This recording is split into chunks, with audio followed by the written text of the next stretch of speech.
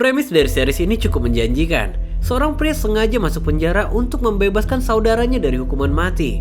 Semua rencana pelariannya digambar dalam bentuk tato dan hanya dia yang bisa baca.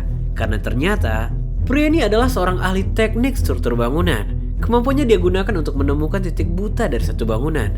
Dengan cara inilah dia akan membawa saudaranya keluar dari penjara. Satu hal yang gue suka, series ini gak ngebuat aktor utamanya itu terkesan seperti superhero. Jadi dia tetap membutuhkan orang lain untuk mengisi kekurangan. Disinilah menariknya. Tapi perlu diingat, series ini berjalan dengan alur yang sangat cepat. Ini ngebuat penonton jadi gak bosan tapi juga harus ekstra fokus. Well, ini adalah sebuah series yang berjudul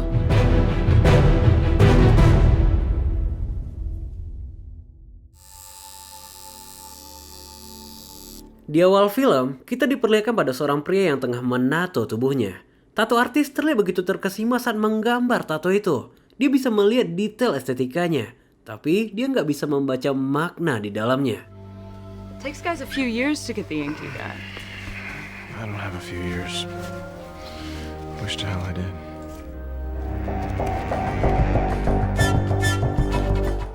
Well, dia adalah Michael Scofield, aktor utama kita. Seorang ahli struktur bangunan yang tengah menjalankan sebuah misi. Sejauh ini, kita belum diberitahu misi apa yang tengah dia jalankan. Yang pasti, Michael telah melakukan riset panjang di sini.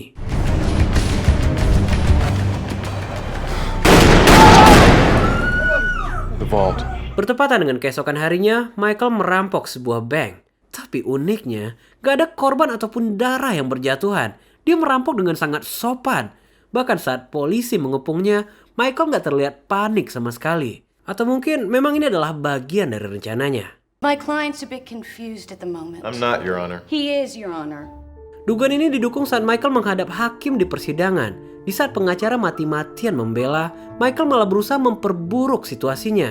Selain pengacara, sidang ini juga dihadiri oleh keponakannya yang bernama LJ. Anehnya, Michael meminta anak itu untuk pergi. Don't you understand? You just put the book in that woman's hand. Sikap Michael ini tentu memberikan pertanyaan besar bagi pengacaranya. Karena semua ini gak masuk akal. Selain sikap dingin Michael pada keponakannya, Michael juga gak mungkin merampok bank. Karena Michael bukanlah orang yang kekurangan uang. It says here that you've requested to be incarcerated somewhere. Meski wanita ini terkesan tahu banyak tentang Michael, tapi tampaknya Michael gak menceritakan apapun kepadanya. Satu-satunya clue yang ditinggalkan hanyalah Michael meminta ditempatkan di sebuah penjara bernama Fox River. Sebuah penjara kelas berat yang berada di dekat rumahnya di Chicago, Amerika Serikat. Singkat cerita, Michael pun dikirim ke Fox River. Kedatangannya disambut langsung oleh kepala sipir yang bernama Brad Bellick. Pria itu menegaskan bahwa aturan Tuhan gak berlaku di sana. Karena Bellick menegaskan bahwa dia adalah satu-satunya pemegang aturan di penjara itu. There isn't any flying under my radar. Good to know.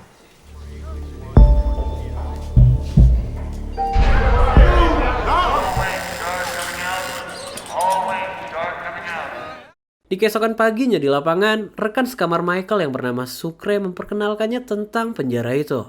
Setiap sudut lapangan telah dikuasai oleh geng tertentu. Dimulai dari basket, fitness, bahkan bangku. Semua udah ada pemiliknya. Oh, no, now you're talking.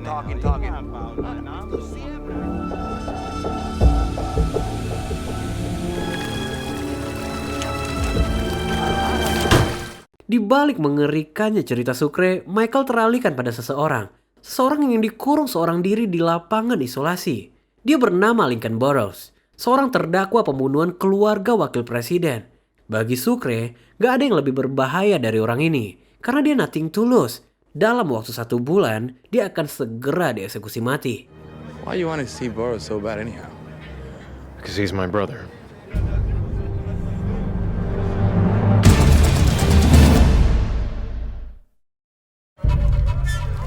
Ya, pria berbahaya itu adalah saudara kandung Michael. Sedikit throwback di sini.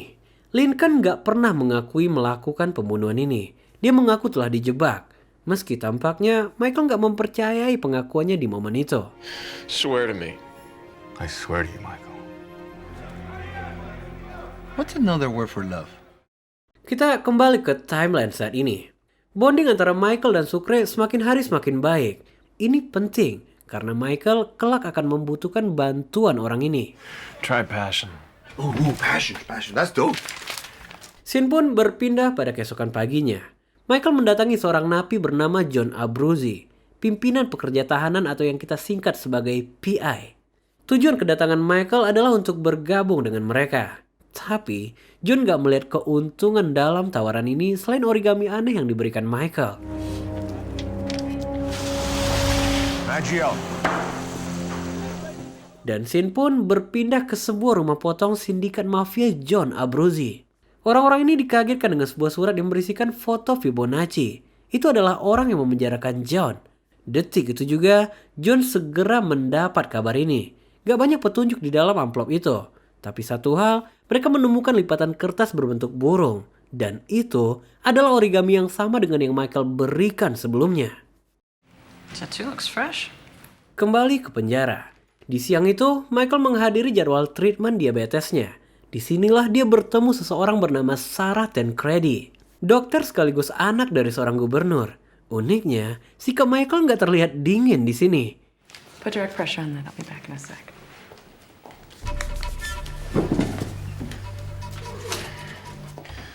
So, how do we play this? Sepertinya, sikap friendly Michael ini adalah bagian dari rencana. Karena di tengah kelengahan dokter itu, Michael diam-diam menjatuhkan kertas origami ke dalam saluran selokan. Scene pun berpindah ke markas besar Secret Agent. Di sini, kita diperkenalkan pada dua orang agen rahasia. Mereka adalah Paul dan Daniel.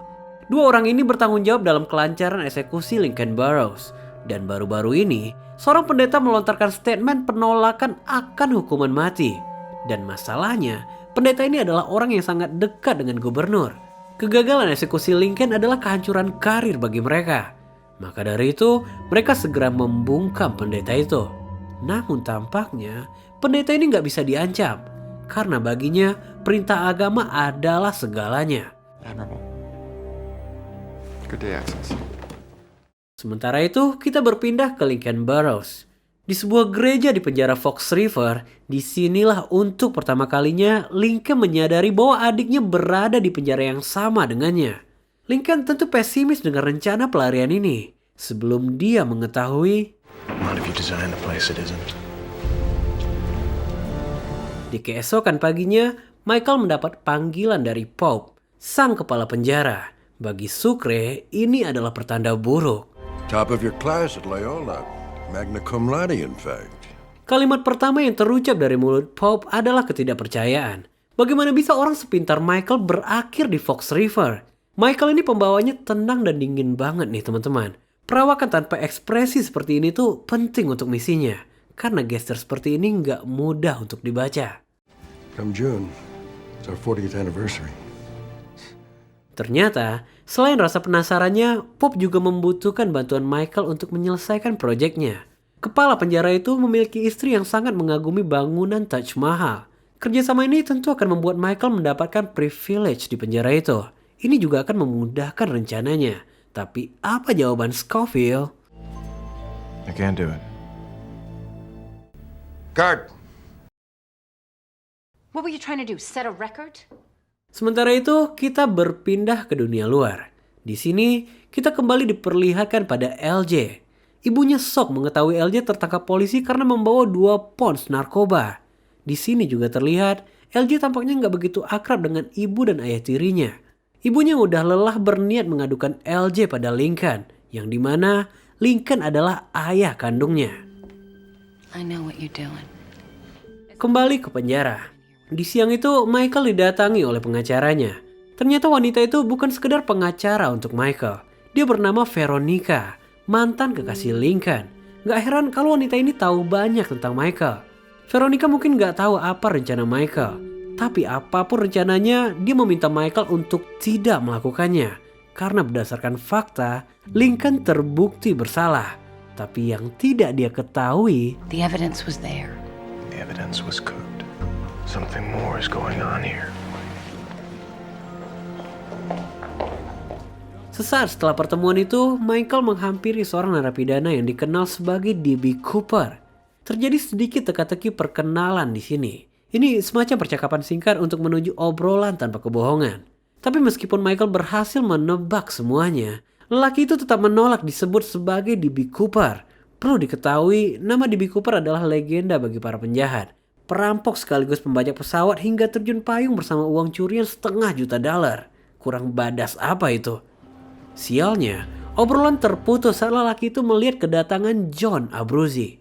John meminta Michael memberikan lokasi Fibonacci. Respon dari Michael benar-benar membuat John jengkel. Dan lihat apa yang dilakukan anak baru ini.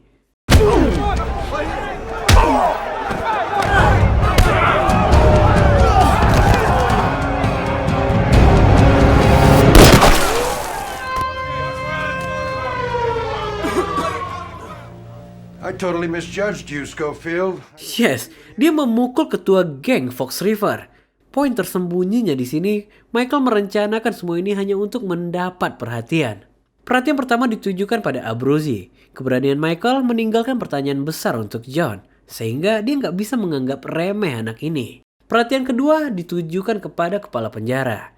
Kejadian ini mencoreng citra baik Michael di matanya.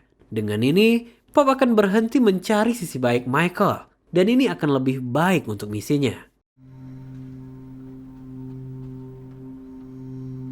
Di malam yang sama, kita kembali diperlihatkan pada pendeta yang sempat didatangi oleh Paul Kellerman. Kali ini, pendeta yang tengah tertidur itu kembali mereka datangi, tapi bukan buat bicara, melainkan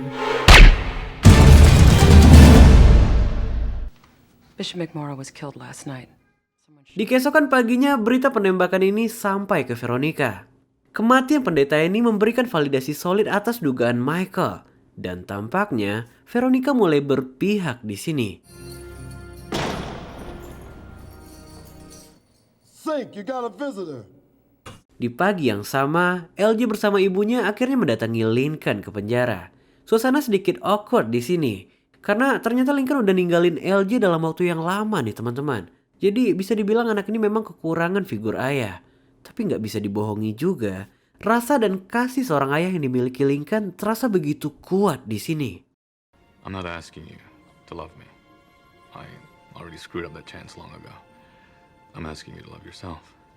So that's what fatherly advice is like. You're already dead to me. Sementara itu, kita berpindah ke Sucre. Semua kegelisahannya akhirnya terbayar di hari itu. Karena wanita yang begitu dia cintai menjawab suratnya untuk datang ke Fox River. Wanita itu bernama Mary Cruz.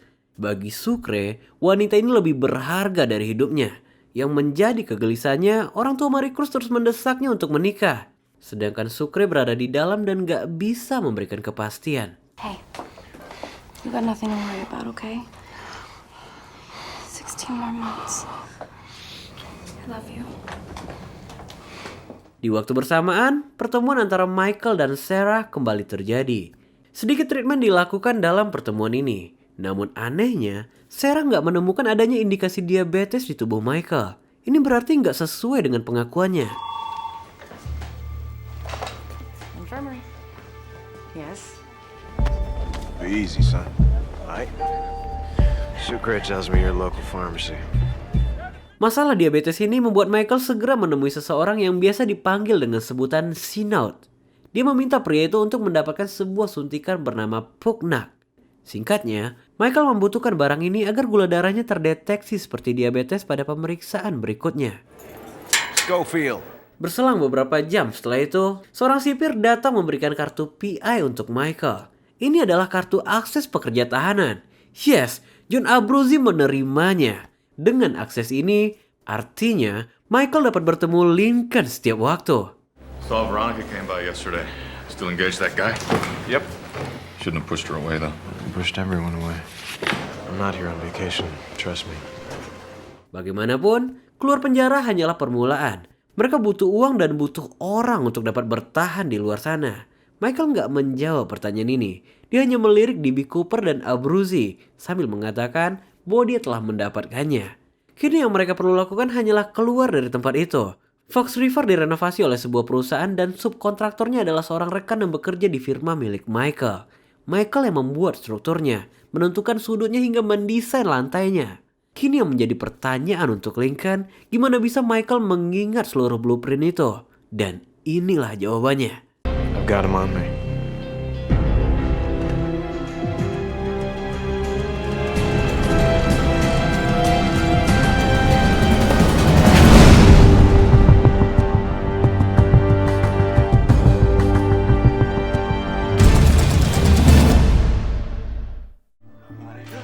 Sesampainya di sel, Michael memulai rencananya. Berdasarkan urutan tatonya, dia membutuhkan beberapa alat. Namun di tengah keheningan suasana, alarm penggeledahan tiba-tiba berbunyi. Dan ternyata, Sucre juga menyembunyikan sebuah pisau. Tapi sesaat sebelum Michael membuangnya... Yes, Bellick mendapatinya. Memiliki pisau sebelum kerusuhan adalah lagu lama bagi Bellick. Dan hukumannya nggak main-main. Namun di tengah interogasi ini, Pop sang kepala penjara datang. Is this yours? You're not a good liar. Come on, Sucre, you're going to the shoe. Tanpa interogasi panjang, Pop bisa tahu kalau pisau itu bukanlah milik Michael. Lolosnya Michael ini adalah penghinaan bagi Bellick. Tapi, melawan kepala penjara tentu bukanlah kapasitasnya.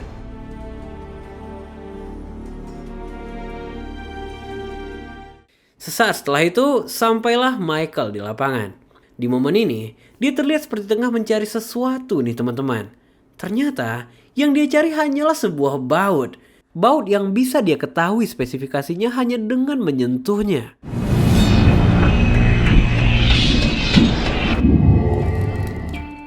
Wrong piece of real estate, fish. Belongs to T-Bag. Sialnya, tempat itu dimiliki oleh ketua geng kulit putih yang bernama T-Bag. Seorang psikopat, pedofil dan homoseksual yang paling ditakuti. Dia terus memutar baut itu dikala T-Bag mengintervensinya. Ketampanan Scofield tampaknya membuat T-Bag ingin lebih di sini. Scofield diminta untuk bergabung dengan kulit putih. Dengan ini, T-Bag akan menjamin keselamatannya. Dan apa jawaban Michael? I said no. And you best move then. Sialnya, Michael terpaksa pergi sebelum dia mendapatkan baut itu. Excuse me. Are you the Tim Giles? Sementara itu, kita pun dibawa kembali keluar penjara.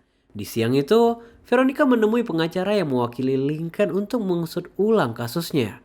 Tapi pria itu menolak. Menurutnya pokok masalah udah jelas. Lincoln dipecat dari perusahaan milik Statman. 2 minggu setelah itu, dia membunuhnya. Simple. Bukti fisik pun mendukung tuduhan ini. Easy. How we doing on the Pugnac? Berpindah pada keesokan harinya di lapangan. Kali ini, Sinod mulai curiga akan permintaan Michael. Sebelum T-Bag sampai di lapangan, Michael terlebih dahulu bergegas melanjutkan yang dia mulai. Sialnya, T-Bag mendapatinya. Pedofil itu memintanya untuk menyerahkan baut itu. Is there a problem over there?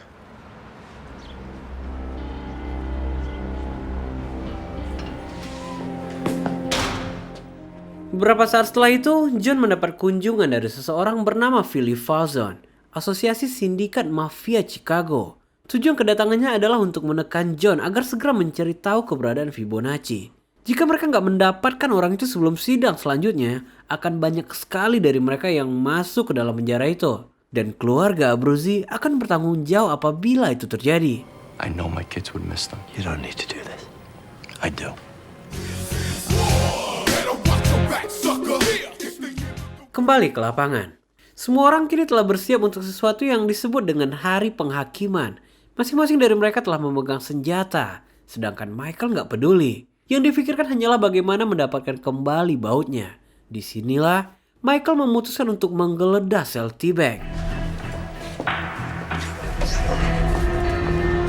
What you doing in my cell? Yes, Michael tertangkap basah di sini. Gak ada pilihan lain. Michael terpaksa menerima tawaran T-Bag sebelumnya.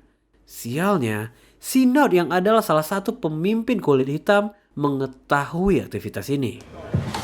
You're gonna have to prove yourself before we trust you with the heavy artillery, you know what I'm saying? No problem. Closer it gets to an execution. Dan scene pun kembali ke Veronica. Entah keajaiban apa, pengacara Lincoln yang kita lihat sebelumnya berubah pikiran. Kini dia berniat membantu Veronica. Dia juga memberikan berkas Lincoln agar Veronica bisa mempelajarinya. Disinilah untuk pertama kalinya Veronica melihat footage rekaman bagaimana Lincoln mengeksekusi targetnya.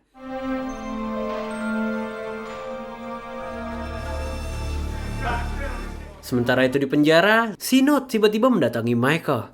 Dia mengecam keputusan Michael bergabung dengan T-Bag. Dan mulai saat ini, gak ada lagi Puknak untuknya.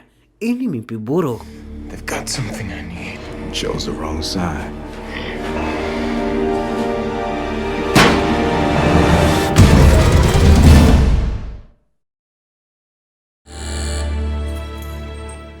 Sin pun berpindah ke ruang tamu tahanan.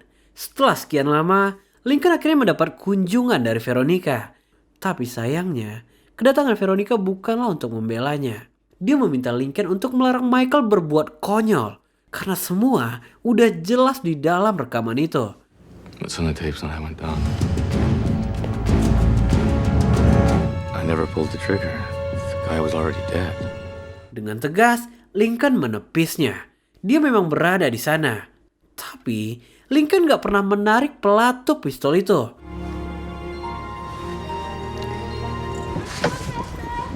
Excuse me, is this the Simmons residence? Rasa penasaran akhirnya membawa Veronica mendatangi rumah Crab Simons. Tapi, Veronica gak lagi bisa menemuinya karena... Crab can't help nobody, lady. He's dead. Yes, Simon tewas untuk alasan yang tidak diketahui. Sin pun kembali ke Fox River. Di tengah keheningan suasana, sipir tiba-tiba melakukan razia pemeriksaan rutin para tahanan. Tapi suasana di sini begitu janggal nih teman-teman. Yes, kerusuhan pecah di sini. Ancaman gak hanya berasal dari kulit hitam, tapi kacung T-Bag sekalipun juga menyerangnya. Michael segera menyadari bahwa kacung T-Bag itu memegang bautnya. Michael segera mengambil paksa. Tapi tiba-tiba... Yes, dia ditikam oleh seorang kulit hitam di hadapan Michael. Lelaki itu mengejar Michael pada nafas terakhirnya. Ini membuat T-Bag berpikir bahwa Michael lah yang membunuh kekasihnya. The dead man, Schofield! Shock dan trauma kini benar-benar nyata dirasakan Michael. Sifat dinginnya bahkan gak menutupi ketakutannya ini. Ditambah lagi, teriakan T-Bag terus menghantui kepalanya. Akibat dari kerusuhan ini, Pop memberlakukan lockdown selama 48 jam. And I strongly suggest that you all learn to get along.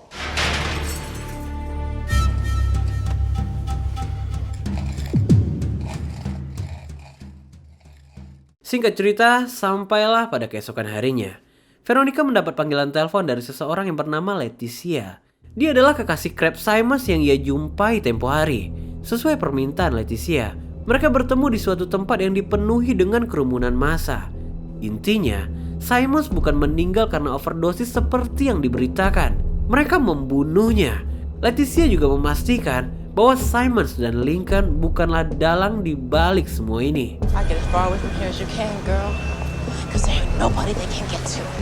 Ternyata, orang-orang yang membuat Leticia ketakutan adalah Paul Kellerman. Gak lama setelah itu, Paul segera memberitahu pertemuan Veronica ini pada seorang wanita yang berada di Montana. Veronica Donovan. Yang membingungkan, wanita itu telah terlebih dahulu tahu. Baginya, apapun yang mengancam harus disingkirkan. Understood. And do what you need to do to make this go away.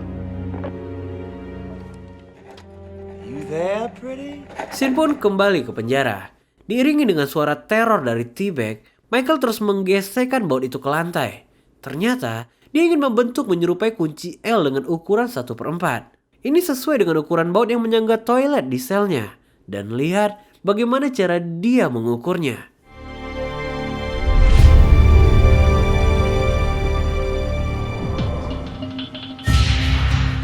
Yah, semua telah dia gambar secara presisi di dalam tatonya. Jadi tulisan barcode Alan Schweitzer yang sebelumnya kita lihat juga memiliki arti. Alan adalah jenis kunci L. Schweitzer adalah brand dari toilet di selnya. Sedangkan angka adalah jenis spesifik baut yang harus dia lepas. Ini jenius. Dengan menggabungkan ketiga kalimat itu, tato hanya terlihat sebatas seni. Singkat cerita, Michael berhasil melepas baut dari toilet itu. Where's my 1 o'clock? Michael Schofield. 2 hari sudah pasca penyerangan terjadi. Di hari ini, Michael akan kembali dites diabetesnya. Untungnya, Sinod datang memberikan puknaknya. Bagaimanapun ini adalah timing yang buruk, karena dia menelan puknak itu hanya beberapa menit sebelum pengetesan. Di momen ini, sekalipun Sarah dapat merasakan kepanikan Michael. Seem nervous. 180 milligrams per deciliter. You're definitely diabetic. Michael seketika tersenyum di sini. Bayangin, orang gila mana yang senyum saat didiagnosa sebagai diabetes? Selesai dari rumah sakit, Bellick membawa Michael kembali ke sel. Namun di kelengahan sipir itu, orang-orang Abruzzi menarik Michael ke dalam sebuah gudang. Tampaknya memang Bellick sengaja menjebaknya, karena John Abruzzi gak lagi ingin bermain tentang Fibonacci. Not gonna happen, John. Sayangnya, Michael gak memberikan jawaban yang diekspektasikan. Kini, dua jari kakinya berada di tangan Abruzzi. Dan dalam hitungan 3, Michael harus memilih antara Fibonacci atau kedua jari kakinya. I'm gonna give you one last chance. 3.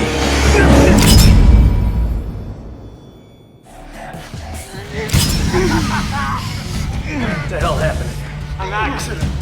Yes, mereka memotong jari kaki Michael. Abruzzi berkilah pada Bellick karena negosiasi verbal nggak berjalan sesuai rencana. Sedangkan Michael segera dibawa ke rumah sakit. Dari ekspresi Michael kita bisa membayangkan sakit yang luar biasa. Tapi saat Sarah menanyakan penyebabnya, Michael nggak menjawabnya. What happened? Don't make me lie to you. I think you better have AA start an investigation. Oh, there's no need. We know what happened. Let's go. I'm gonna kill that scum. You won't. You kill him, you kill our express ticket out. Di keesokan harinya, Lincoln segera mengetahui perbuatan Abruzzi. Amukan Lincoln tentu nggak akan baik dalam kelangsungan misi mereka. Abruzzi memiliki sesuatu yang mereka butuhkan. Dia memiliki perusahaan penerbangan pesawat. Dengan pesawat itulah mereka akan menghilang begitu keluar dari tembok penjara. Sekarang masalah bukan lagi tentang Abruzzi, melainkan Sucre. Sucre akan segera kembali ke sel tahanan. Dan orang ini harus bisa diajak kerjasama. Maricruz, it's me, baby. You there? 1 detik setelah keluar dari ruang isolasi, Sucre segera menghubungi kekasihnya. Panggilan yang diabaikan berkali-kali membuat Sucre memberanikan diri untuk menelpon melalui rumahnya.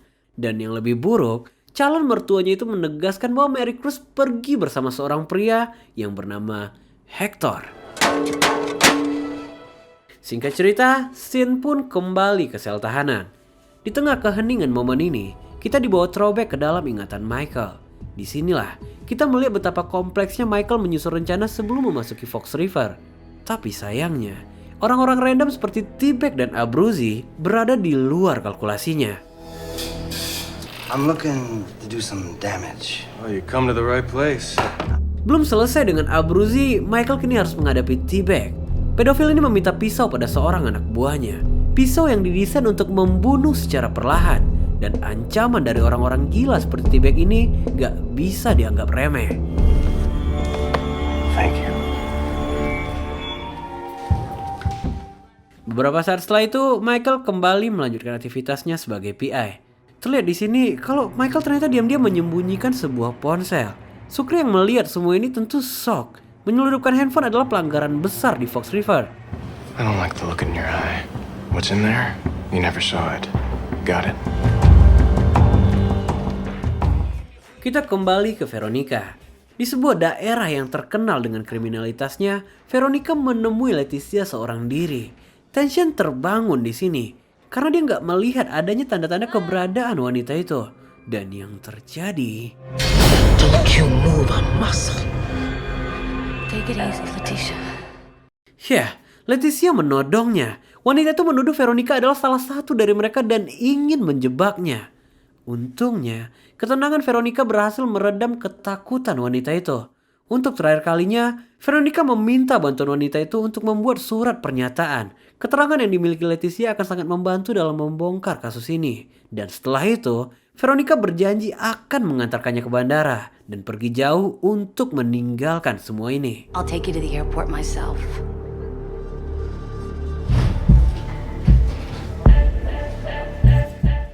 Kembali ke penjara. Sesaat setelah Sucre mengetahui keberadaan handphone milik Michael, Lincoln segera melaporkannya pada Bellick. Semua ini ternyata dilakuin buat menguji loyalitas Sucre. Dan kalau dia buka mulut, dipastikan Sucre nggak bisa diajak bergabung. Who? Extra time outside? No con named Sucre?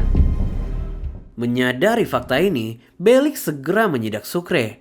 Dia memintanya untuk menunjukkan lokasi handphone itu. Dan apabila Sucre menolak, Bellic akan menghapus fasilitas suami istri yang diberikan kepadanya.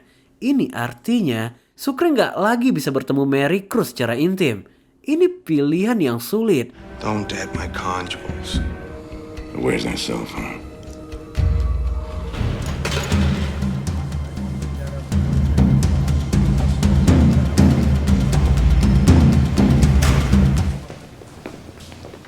Surprise-nya, Sucre memilih untuk bungkam.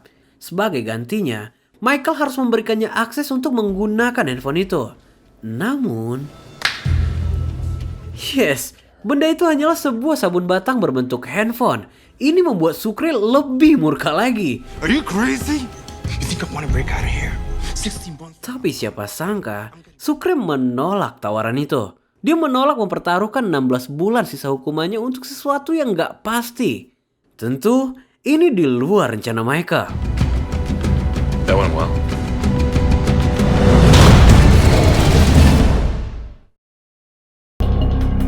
Why don't we start with Lincoln's relationship? Dan Sin pun berpindah keluar penjara. Leticia menerima tawaran Veronica untuk membuat surat pernyataan. Menurut ceritanya, Lincoln berhutang pada Simon sebesar $90,000. Tapi tiba-tiba hutang itu lunas. Mereka yang membayarnya. Untuk memastikan kerahasiaan ini, mereka akhirnya juga membunuh Simons. Where are you going? I'm gonna have a smoke. Look, this is only gonna take me a minute. So the smoke. Redness or swelling, so that's no sign of... Kembali ke aktor utama kita. Di siang itu, Michael kembali bertemu Sarah. Sarah mengaku memiliki power untuk membantunya. Michael diminta untuk mengekspresikan ketakutannya. Karena ketakutan adalah hal yang normal di tempat seperti itu. Tapi dengan semua amunisi di tatonya, Michael tampaknya nggak melihat ketakutan di sini.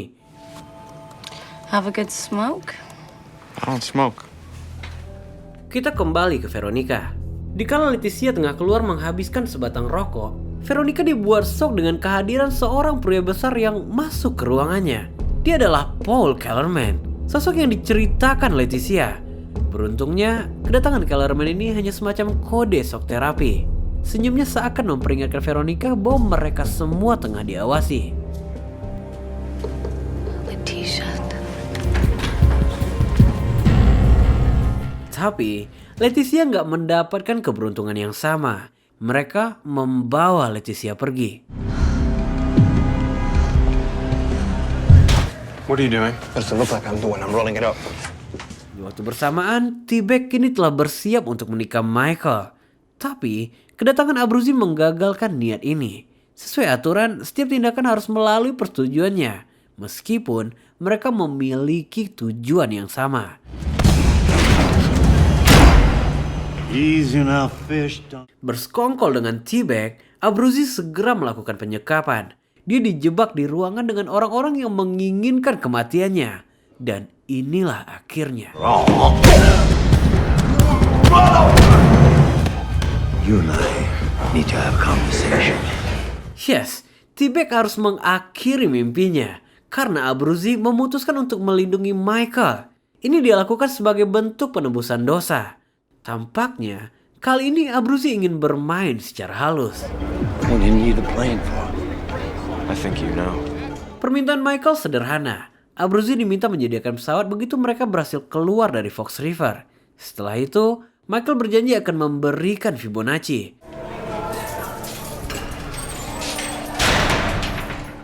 Berpindah ke ruang kunjungan, LJ kembali mendatangi ayahnya di siang itu. Perlu diingat, aktivitas ini adalah program mentoring untuk terdakwa di bawah umur. Singkatnya, permintaan Lincoln diterima oleh pengadilan untuk membimbing anaknya. Percakapan di sini super canggung. Karena bayangin aja, seorang anak yang gak bertemu ayahnya bertahun-tahun tiba-tiba diminta mendengarkan semua nasihat dan kata-kata bijak. Semua terdengar aneh bagi LJ. Sebelum Lincoln mengungkapkan isi hatinya. Give me your hand.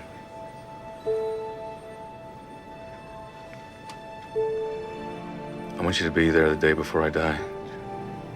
Bagaimanapun, ikatan anak dan seorang ayah nggak bisa dipisahkan. semua menjadi lebih emosional saat Lincoln meminta LJ untuk hadir di hari terakhirnya menutup mata. I don't know if I can take it.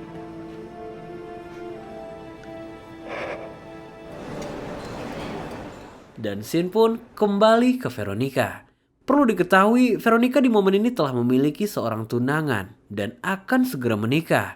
Namun kesibukan dan fokus yang bercabang membuat Veronica seperti nggak meyakini pernikahan ini. Tampaknya ini bukanlah yang pertama kalinya, sehingga pilihannya sekarang atau tidak sama sekali.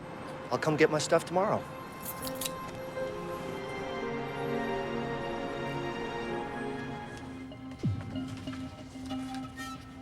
Kembali ke aktor utama kita. Saat hendak mulai menggali, Michael dikagetkan oleh kedatangan Bellic. Berita buruk, Bellic membawa pengganti Sucre sebagai rekan baru Michael di selnya. Dan orang ini adalah seorang psycho dengan gangguan mental. Dia biasa dipanggil dengan sebutan Haywire. Don't make eye contact with him.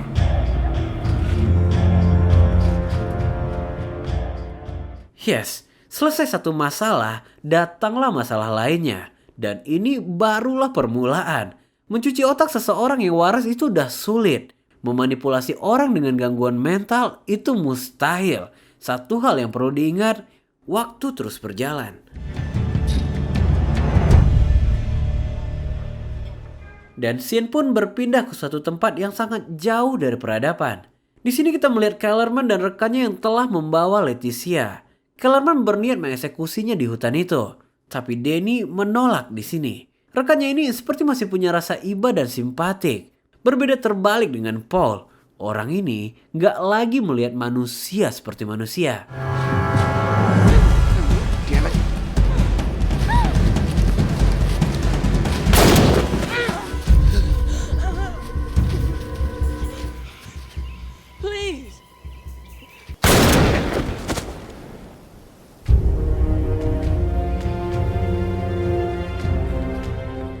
Singkat cerita, sampailah pada malam harinya.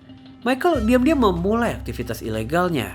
Tapi belum juga bergerak, aktivitasnya segera dipergoki oleh Haywire.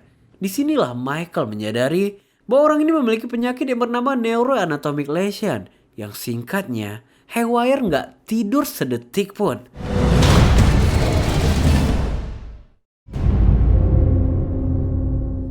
Di awal episode 4 ini, scene memperlihatkan Lincoln yang tengah tertidur nyenyak di keheningan malam. Namun kedatangan Bellic sontak merusak suasana itu. Mereka menyeret Lincoln secara paksa. Ternyata mereka membawanya ke ruang eksekusi. Ini di luar prediksi siapapun.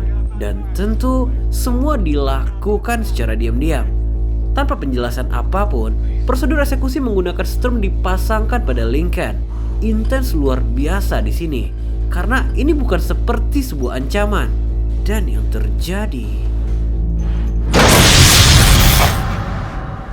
Ya, untungnya itu hanyalah sebuah mimpi. Di pagi harinya, Michael kembali menggali. Dia memanfaatkan sedikit momen dikala Haywire dibawa ke rumah sakit. Saat pria itu kembali, Michael memancing pria itu berpendapat tentang rencana kabur dari penjara. Tapi Haywire tampaknya udah terlalu nyaman di penjara itu. Karena insting pertamanya saat mengetahui seseorang akan kabur adalah... Tell Officer Bellic. Namun tiba-tiba fokus Haywire teralihkan. Dia seperti melihat sesuatu di tato Michael. Ini seketika membuat Michael paranoid. Untungnya kedatangan seorang petugas mengalihkan obrolan ini. Di sini kita mengetahui Haywire diberikan obat penenang setiap harinya. Meskipun pengakuannya dia nggak pernah merasa sakit. Yang sebenarnya itu digunain buat ngurangin delusi sama halusinasinya. Tanpa obat itu, Haywire menjadi nggak stabil dan sangat berbahaya. I'm not even talking to you, man. Setelah menyelesaikan misi pertamanya yang berkode Alan Switzer, Michael melanjutkan pada misi kedua. Misi ini bernama Cute Poison, kode yang serupa dengan sebelumnya, tapi dalam ranah kimia. Sebelum kita sampai ke sana, Michael lebih prefer menyingkirkan Haywire terlebih dahulu. He doesn't sleep. So when do you dig? I don't. You renege now. I'm gonna cut you.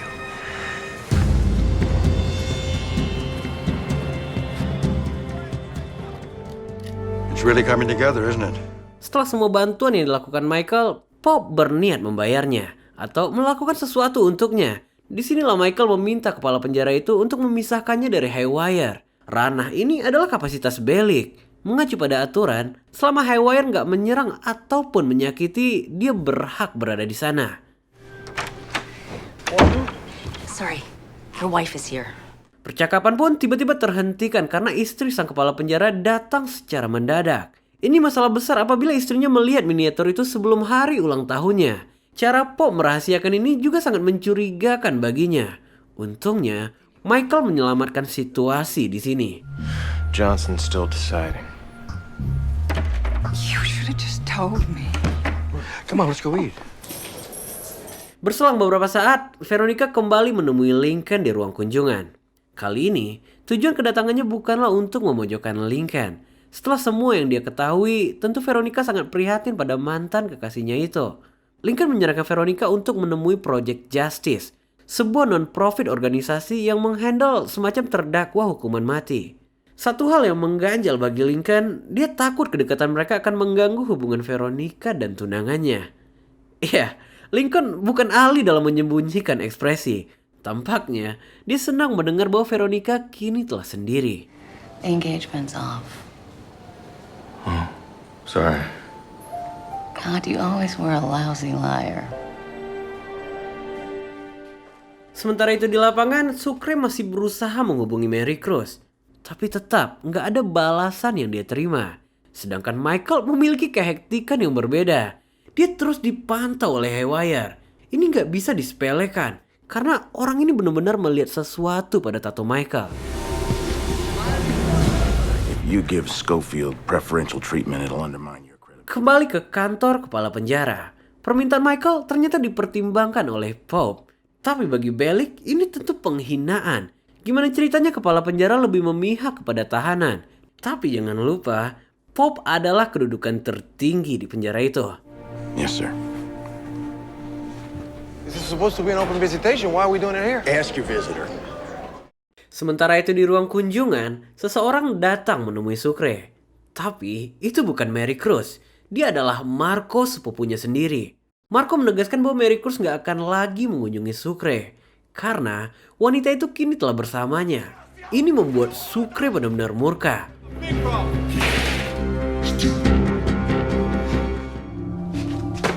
Make it quick. Di waktu bersamaan, Michael diam-diam mengakses apotek untuk melancarkan misi keduanya. Cute Poison. Kalimat sederhana ini mengartikan beberapa rumus kimia. Yang sederhananya, ini adalah formula asam racun yang mampu menghancurkan apapun, termasuk pipa besi. He's right in here. Take a walk, Choppy. Let's go, Bill. Tapi lagi-lagi, langkahnya kembali tercium oleh Bellick.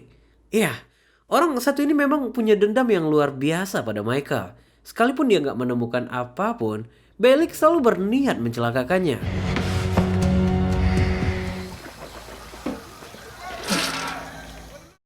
Singkat cerita, Michael pun kembali ke sel. Di momen ini, dia akhirnya menyampaikan keluhannya pada Haywire. Mereka nggak lagi bisa bersama dan nggak akan bisa. Kalimat ini akhirnya memancing Haywire secara emosional. Disinilah Michael memanfaatkan momen untuk mencuri pasta gigi pria itu. Tentu Michael punya tujuan tertentu. But I know what to do. Abruzzi, let's go. Scene pun berpindah pada keesokan harinya. Di pagi itu, Sucre kembali menghubungi wanita hidup matinya itu. Tapi kali ini mereka tersambung. Ternyata Mary Cruz mendapat berita dari Hector bahwa Sucre berhubungan dengan wanita lain di penjara. Ini gimana ceritanya? Dia kan di dalam sel ya. Baby, where's this coming from? I don't know. Well, I'm gonna be 30 in a few years. I'm gonna be out in 16 months. I can't. Hello? Even if Letitia Barrett's turn. Singkat cerita, Veronica akhirnya menemui Project Justice sesuai arahan Lincoln. Berdasarkan sudut pandang mereka, kasus Lincoln telah fix dan settled. Kecuali Veronica memiliki bukti baru yang signifikan. Veronica pada dasarnya hanya ingin dibimbing untuk meneliti kasus ini secara efisien. Tapi sayangnya, Project Justice menghandle ribuan kasus dengan sumber daya yang terbatas. sehingga mereka menolak permintaan itu. Please. I'm sorry. Yang tidak diketahui Veronica, agen rahasia telah memantau pergerakannya di momen ini. Bahkan Kellerman telah sampai di rumahnya. I've turned up quite a bit already. Hey, have you seen my toothpaste?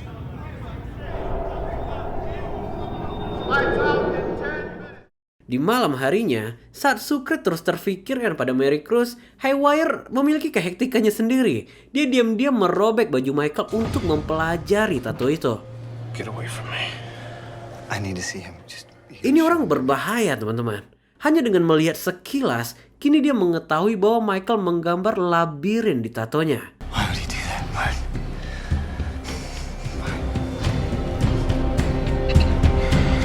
Yeah, I wanted to ask you some questions about the link. Dan scene pun berpindah pada keesokan harinya. Di pagi berikutnya, Veronica mendatangi seorang polisi yang menangkap Lincoln. Berdasarkan pengakuannya, Lincoln ditemukan di kamar mandi dengan darah yang berserakan. Tapi di dalam kesaksiannya, dia menulis bahwa dia melihat Lincoln yang tengah mencuci celana dengan penuh darah. Ini tentu dua konteks yang berbeda. Doesn't matter? Did you actually see him washing the pants or not? Yes. Just go through the departments. Sesaat setelah pertemuan yang gak menyenangkan itu, Veronica dikejutkan dengan kemunculan Nick, seseorang yang sebelumnya dia temui di Project Justice. I know who you are, but what are you doing here? Kita kembali ke Fox River. Kini, Michael telah mendapatkan semua chemical kimia yang dia butuhkan. Ternyata tujuannya mencuri pasta gigi sebelumnya adalah untuk menyimpan kedua chemical itu. Sejauh ini, kita belum dikasih tahu bagaimana dia akan menggunakannya. Lincoln got there in 3. Scene pun berpindah ke Veronica. Meski terlihat skeptis di awal, Veronica akhirnya tertarik dengan tawaran Nick. Secara personal, Nick melihat Lincoln gak bersalah. Pikiran kritisnya didasari oleh kesamaan situasi yang pernah dialami Nick saat seseorang menjebak ayahnya. Kini yang jadi pertanyaan besar, untuk apa orang sekelas Statement menjebak Lincoln? Semua tanda tanya ini menjadi titik awal bergabungnya Nick dalam investigasi. Now, do you want my help? Sementara itu di lapangan, langkah Haywire semakin jauh nih teman-teman. Dia berhasil menggambar tato Michael. Ini bertepatan dengan datangnya Sucre. Di momen ini, Sucre akhirnya memutuskan untuk bergabung dengan Michael. You're my boy. Schofield's father was out of the... Scene pun kembali berpindah jauh ke Montana. Berdasarkan investigasi wanita itu, dia melihat pergerakan mencurigakan dari Michael Scofield. Oleh karena itu, Kellerman ditugaskan menghandlenya sebelum sesuatu terjadi. Do it preemptively before anything rises up, bites any of us in the ass. Beberapa saat setelah itu, sampailah Michael kembali ke sel tahanan. Betapa kagetnya dia menemukan Haywire yang telah berhasil menggambar sebagian kecil dari tatonya. Dan kali ini, dia positif melihat sebuah jalan di tato itu. Yang jadi pertanyaannya, kemana arah jalan itu? Officer! I need an officer! Open up on 40. He's got the pathway. Hey, why? I'll step back off. You want a hot shot? I'm telling you, look at it. Yah, kali ini nggak ada lagi toleransi. Michael dengan sengaja menyakiti dirinya untuk menjebak Haywire. Keberhasilan jebakan ini membawa Sucre kembali menjadi rekannya. Tapi kenapa Michael nggak ngelakuin ini dari awal ya? Nah, nanti kita bakal tahu jawabannya. Back, man. Good to have you back. So, when do we get started? Beberapa saat setelah itu, Michael menghadiri jadwal treatmentnya. Dia kembali memanfaatkan kelengan Sarah untuk melancarkan aksinya di sini. Ini adalah cute poison yang sebelumnya telah diracik. Hello. What happened? Perhatian Sarah membuat Michael harus selalu mencari alasan atas cederanya. Meskipun akhirnya nggak satu pun yang dipercayai Sarah.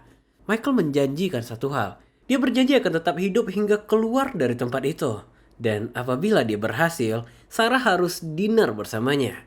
Di kala obrolan ini, kita bisa mendengar senyawa beracun Michael yang mulai memakan besi-besi itu. That's right. You saw that, you ran. Sementara itu di ruang kunjungan, Veronica kembali menemui Lincoln. Kali ini, dia membawa Nick bersamanya. Tujuan kedatangan mereka adalah untuk membahas penangkapan Lincoln. Menurut kesaksian, Lincoln tertangkap saat tengah mencuci pakaian korban di toilet apartemennya. Tapi Lincoln menolak semua itu. Dia bahkan gak menyadari keberadaan pakaian statement hingga polisi menggerebeknya. Dan semua sidik jari dipalsukan oleh Bo. Bo memfasilitasi senjata yang digunakan Lincoln. Dari sinilah sidik jari itu berasal. Security tape, the one that shows Lincoln pulling the trigger. You've got it, right? Yeah. Singkat cerita, scene pun berpindah pada malam harinya. Kali ini, Michael nggak lagi bekerja sendirian. Dia memiliki Sukri yang berjaga di kala aksinya. Melalui saluran wastafel itulah mereka akan menuju ruangan Sarah. Rumah sakit itu adalah titik paling dekat dengan pagar pembatas. Kini, Sukri diminta untuk membuat kebisingan agar dia dapat membobol tembok itu. Como una mañana. Is that the best you can do? Have some faith, papi.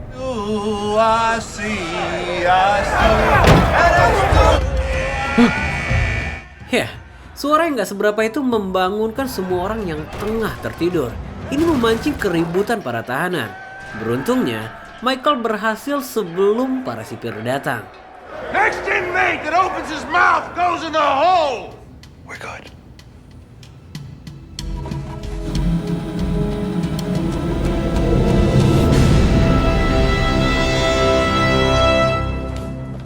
Tapi yang Michael nggak ketahui, masalahnya kini nggak hanya berasal dari internal penjara, tapi juga berasal dari dunia luar.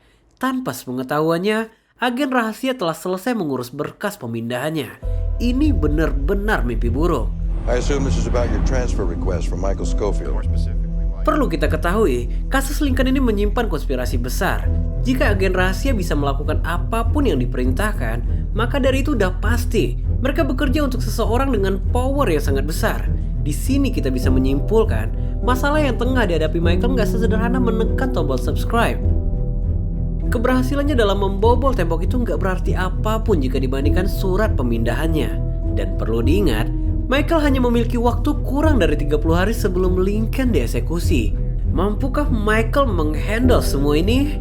Gua Rev, dan kita akan temukan jawabannya di video selanjutnya. What's your deal, man? Touch my brother again. I'll show you. Yo, Fish. Fish is taking too long, bro.